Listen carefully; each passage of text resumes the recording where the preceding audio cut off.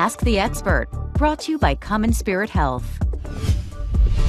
We are asking the expert all morning long with CommonSpirit Health. We are talking about back pain and how to manage that. I'm here with Dr. Matt Philippi. Thank you so much for chatting with me.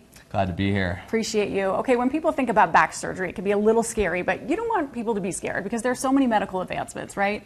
That's right. I think spine surgery has a bit of a bad name, but I think recent advancements in spine surgery technology have really changed the picture for patients. We're talking about minimally invasive approaches, doing things through smaller incisions, and really trying to avoid fusion whenever possible to keep people moving. Sure, that's what we love to hear. Okay, what are the options?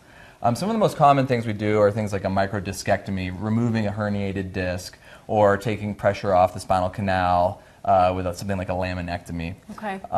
Alternative options include things like disc replacements. When we can avoid a fusion, we like to preserve motion and keep the disc space moving with something like a disc replacement as well. Okay, and let's talk about the benefits, because everyone wants to hear about that, right? We want to be pain-free, ultimately. That's right, that's right. So I think the benefits are really patient-specific. If you come in with primarily back pain, I'm going to figure out how to work together with you to get that back pain feeling better. If you come in with leg pain, shooting sciatic pain, then we're going to target that and try to treat that.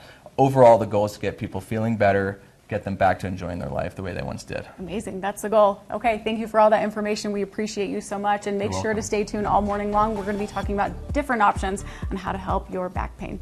Dr. Philippi, thanks.